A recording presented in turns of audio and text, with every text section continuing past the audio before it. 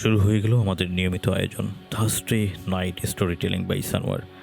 প্রতিদিনের মতো আজকেও আমরা আরও একটি দারুণ গল্প নিয়ে হাজির হয়েছি। আমাদের আজকের গল্পটিও একটি ভৌতিক গল্প। গল্পের নাম কবরস্থান।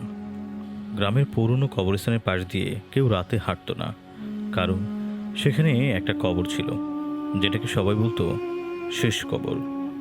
কবরটা অন্য সব কবর থেকে একটু দূরে, কোনো নাম নেই, কোনো ফলক নেই, শুধু মাথার কাছে একটা কালো পাথর। আর সেই কবর নিয়ে গ্রামের মানুষের একটা অদ্ভুত বিশ্বাস ছিল। মধ্যরাতে যদি কেউ ওই কবরের পাশ দিয়ে হেঁটে যায়, তাহলে কবরের ভেতর থেকে তার নাম ধরে ডাকা হয়। এক রাতে রাশেদ নামের এক যুবক বন্ধুর বাড়ি থেকে ফিরছিল। শর্টকাট নিতে হলে কবরস্থানের পাশ দিয়ে যেতে হবে। বন্ধুরা অনেকবার নিষেধ করেছিল, কিন্তু রাশেদ এসব বিশ্বাস করতো না। তখন মধ্যরাত, সে কবরস্থানের সামনে পৌঁছালো। চারপাশে ঘন কুয়াশা, গাছের পাতাও নড়ছে না। হঠাৎ রাশেদ শব্দটি শুনে সে থেমে গেল।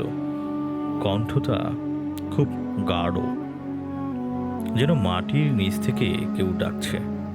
রাশেদ চারপাশে তাকালো, কিন্তু কেউ নেই। সে নিজেকে বোঝালো হয়তো সে ভুল শুনেছে। তারপর আবার হাঁটতে শুরু করলো।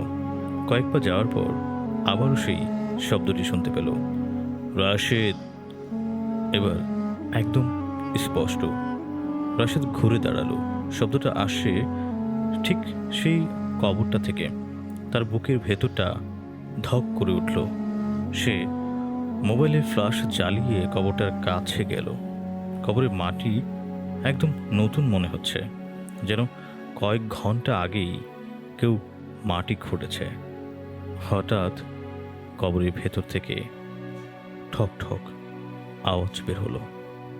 কেউ যেন ভেতর থেকে কাঠের দরজায় আঘাত করছে।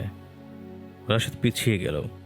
তারপর ভেতর থেকে একটা কণ্ঠ শোনা গেল, ভাই, আমাকে বের কর। রাশেদ এবার ভয় পেয়ে গেল। কণ্ঠটা তার পরিচিত। এটা তার ছোট ভাই রিয়াদের কণ্ঠ, কিন্তু রিয়াদ তো 3 বছর আগেই মারা গেছে। রাশেদ কাপা গলায় বলল, রিয়াদ? ভেতর থেকে উত্তর এলো, হ্যাঁ ভাই, আমি এখানে আছি। রাশেদের চোখ দিয়ে পানি বের হয়ে এলো। কণ্ঠটা আবার বলল, ভাই, আমার খুব ঠান্ডা লাগছে, মাটি সরিয়ে আমাকে বের কর। রাশেদ কবরে মাটি সরাতে হাত বাড়ালো। ঠিক তখনই তার ফোনে একটা মেসেজ এলো। মেসেজটা পাঠিয়েছে রিয়াদ। রাশেদের হাত জমে গেল। সে ধীরে ধীরে মেসেজটা খুলল। মাত্র 3টা শব্দ, ভাই, পেছনে তাকিও না। রাশেদের শরীর ঠান্ডা হয়ে গেল, কারণ তার ঠিক পেছন থেকে তখন কারো নিঃশ্বাসের শব্দ আসছে, এরকম। কেউ খুব কাছে দাঁড়িয়ে আছে। রাশেদ চোখ বন্ধ করে ফেলল। পেছন থেকে রিয়াদের কণ্ঠ, ভাই, আমি তো কবরের ভেতরে না। রাশেদের বুকের ভেতর সবকিছু থেমে গেল। তাহলে কে?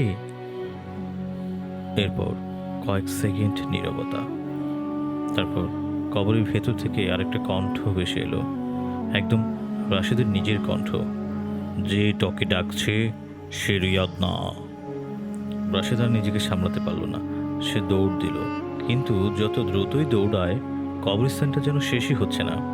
চারপাশ থেকে একের পর এক কণ্ঠ ভেসে আসতে লাগলো, রাশেদ, রাশেদ। তারপর হঠাৎ সব শব্দ বন্ধ হয়ে গেল। পরদিন সকালে গ্রামের লোকজন কবরস্থানের পাশে রাশেদের জুতা আর মোবাইল পড়ে থাকতে দেখল। রাশেদকে কোথাও খুঁজে পাওয়া গেল না। শুধু সে শেষ কবরটার সামনে মাটির উপর একটা নতুন কালো পাথর পাওয়া গেল। পাথরের উপর লেখা, রাশেদ, জন্ম 1998, মৃত্যু গত রাত। কিন্তু সবচেয়ে ভয়ঙ্কর ব্যাপারটা ছিল, কবরটা তখনও খোঁড়া হয়নি।